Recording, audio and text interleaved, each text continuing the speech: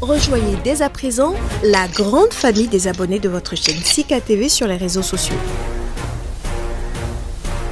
Sika TV, le vrai visage de l'actualité en Afrique, est en direct et en replay sur YouTube.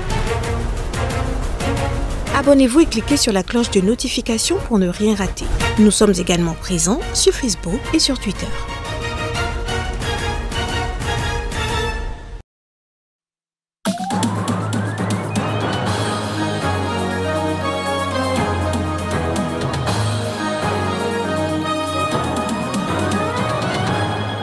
Au Rwanda, Paul Kagame rejette les critiques formulées à l'encontre du procès visant Paul Rusesabagina. L'ancien hôtelier est poursuivi pour terrorisme. Le parquet a requis la prison à vie. Les Marocains iront aux urnes mercredi prochain.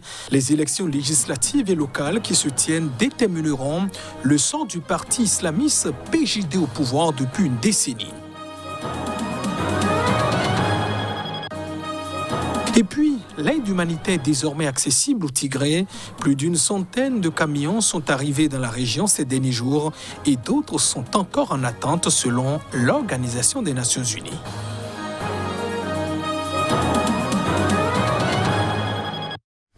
Voilà pour le sommaire de ce journal. Bienvenue dans cette édition. Le président rwandais Paul Kagame a rejeté les nombreuses critiques formulées à l'encontre du procès pour terrorisme visant Paul Rusesabagina. C'est un ancien hôtelier ayant sauvé un millier de personnes pendant le génocide de 1994 et dont l'histoire a notamment inspiré le film intitulé Hôtel Rwanda. Les procureurs ont requis contre lui la peine de prison à vie. Verdict attendu le 20 septembre prochain. Les détails.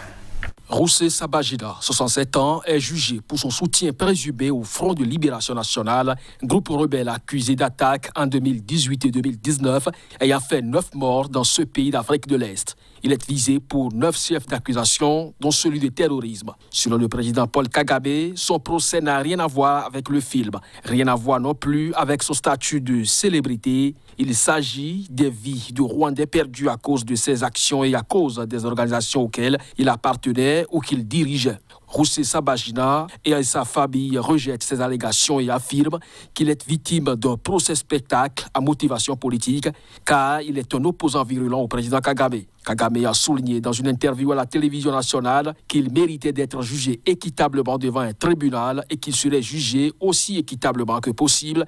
Paul Rusesabagina a nié toute implication dans les attaques, mais il est l'un des fondateurs du mouvement rwandais pour le changement démocratique, un groupe d'opposition dont le FNL est considéré comme le bras armé. Le gouvernement rwandais a admis avoir facilité son voyage vers Kigali, mais a affirmé que l'arrestation était légale. Au pouvoir depuis 1994, Paul Kagame est accusé par ses détracteurs de réprimer ses opposants et de régner par la peur. Dimanche, il a rejeté les allégations selon lesquelles Kigali aurait utilisé le logiciel israélien de surveillance Pegasus après qu'une enquête des médias internationaux a révélé que plus de 3500 Rwandais, dont la fille de Rusesabagina, étaient potentiellement espionnés par ce logiciel. En Afrique du Sud, l'ancien président Jacob Zuma, incarcéré depuis le 8 juillet dernier pour outrage à la justice, s'est vu accorder une remise en liberté conditionnelle pour raison médicale. C'est ce qu'ont donc annoncé les autorités pénitentiaires du pays. Âgé de 79 ans, Zuma est hospitalisé pour des raisons non dévoilées. Depuis le 6 août, hors de la prison où il purge une peine de 15 mois d'emprisonnement pour avoir obstinément refusé de comparaître devant une commission d'enquête sur la corruption d'État sous sa présidence. Le département des services pénitentiaires est en mesure de confirmer que Jacob Zuma a été placé en liberté conditionnelle pour raison médicale, selon un communiqué. Il pourra rentrer chez lui à sa sortie de l'hôpital, a précisé un responsable pénitentiaire. Cette liberté conditionnelle a pris effet ce dimanche et Jacob Zuma purgera le reste de sa peine hors de prison, mais pourra avoir à effectuer des travaux d'intérêt général à sa sortie de l'hôpital. Cette mesure de liberté conditionnelle a été prise sur la base d'un rapport médical reçu par les services pénitentiaires selon le communiqué. M. Zuma a subi le 14 août une opération chirurgicale dont la nature n'a pas été précisée et reste hospitalisé dans l'immédiat. au chapitre politique, Goodluck Jonathan, le médiateur de la communauté économique des États de l'Afrique de l'Ouest, la CEDEAO, dans la crise politique malienne, est à Bamako, la capitale du pays. Une visite pour évaluer les progrès vers le retour des civils au pouvoir après 2 coups d'État. L'État traverse une période de transition qui aboutira à l'élection d'une nouvelle équipe, d'un nouveau président et d'autres personnes. Une équipe de la CEDEAO continuera à venir de temps en temps. Nous ne voulons pas attendre qu'il y ait des problèmes. Nous ne voulons pas attendre qu'il y ait une crise pour nous précipiter à Bamako. Il n'y a donc pas de problème majeur, mais juste un suivi de notre conversation avec le gouvernement. En Gambie, le parti politique de l'ancien président Yahya Jammeh a annoncé une alliance avec le parti au pouvoir.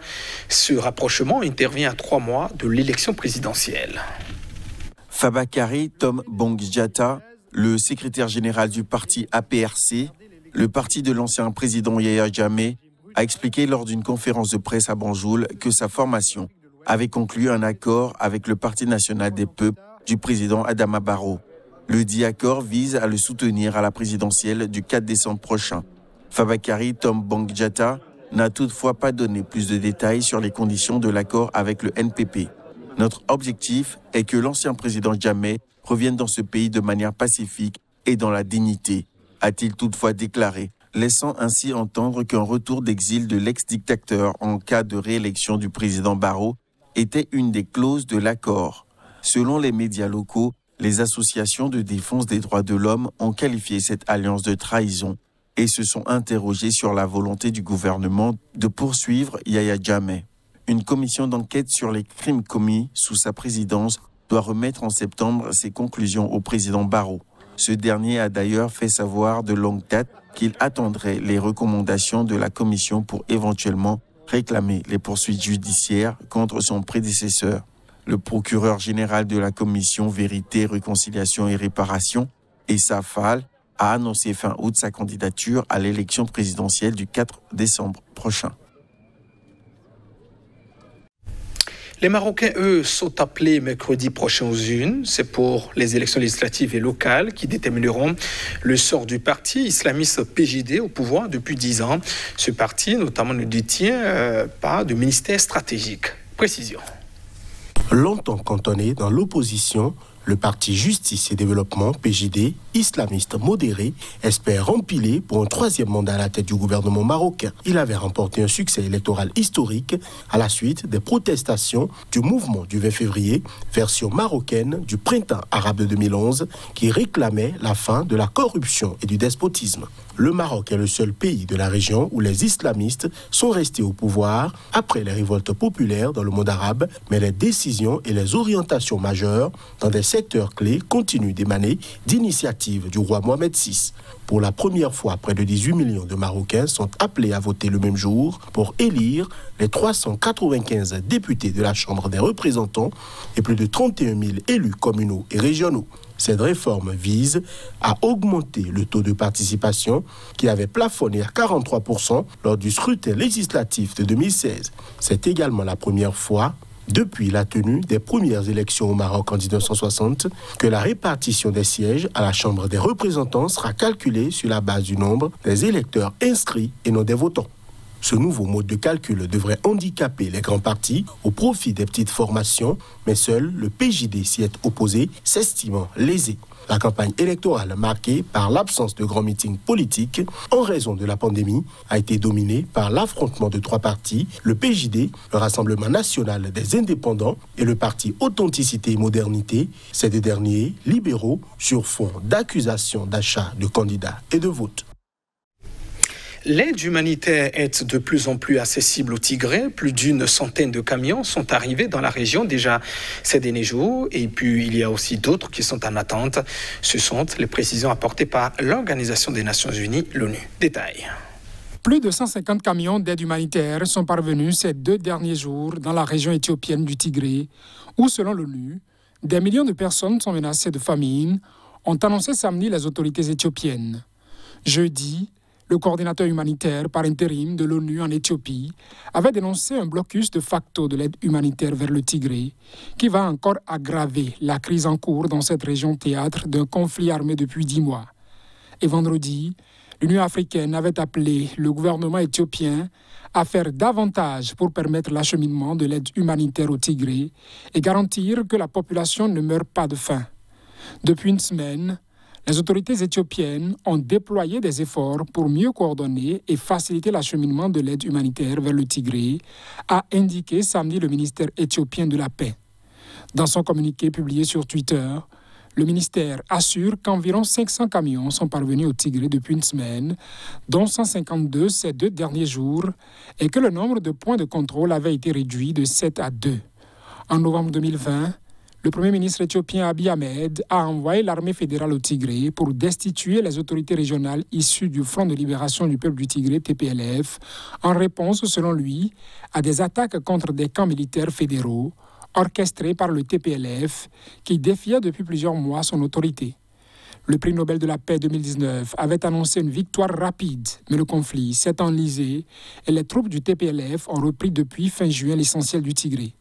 Le conflit a en outre débordé depuis vers les régions voisines d'Afar et d'Amara, plongeant le nord de l'Éthiopie dans une grave crise humanitaire. En RDC, une nouvelle attaque perpétrée par les ADF a été recensée. On dénombre au moins 14 morts. Précision. L'attaque a eu lieu dans les collines de Sani, Tsani et Mapasana, à la limite avec le Nord Kivu, dans la chefferie de Walesevonkutu, a précisé Dieudonné Malangaï, un responsable de la société civile de cette collectivité. Selon les informations qu'il tient de témoignages de rescapés, les rebelles ADF sont arrivés le matin et ont commis leurs exactions toute la journée. Il y a 14 corps de civils décapités, comptés par des rescapés. Ce chiffre est encore provisoire, a-t-il ajouté, affirmant que la présence de rebelles avait été signalée vendredi, mais qu'il n'y a eu aucune action des militaires. Il n'avait pas été possible, samedi soir, d'obtenir confirmation d'autres sources de cette attaque et de son bilan. Les ADF, à l'origine des rebelles musulmans ougandais, sont maintenant présentés par l'organisation djihadiste État islamique comme sa branche en Afrique centrale. Ils sont considérés comme le plus meurtrier des groupes armés qui sévissent dans l'est de la RDC, accusés de massacres de civils, ayant fait au moins 6 000 morts depuis 2013, selon un bilan de l'épiscopat congolais. Les Touris et le Nord Kivu sont placés depuis le 6 mai en état de siège, mesure exceptionnelle censée mettre un terme aux activités des ADF et de multiples autres groupes qui terrorisent les populations. Mesdames, Messieurs, ainsi s'achève cette édition. Merci de votre attention. Au revoir.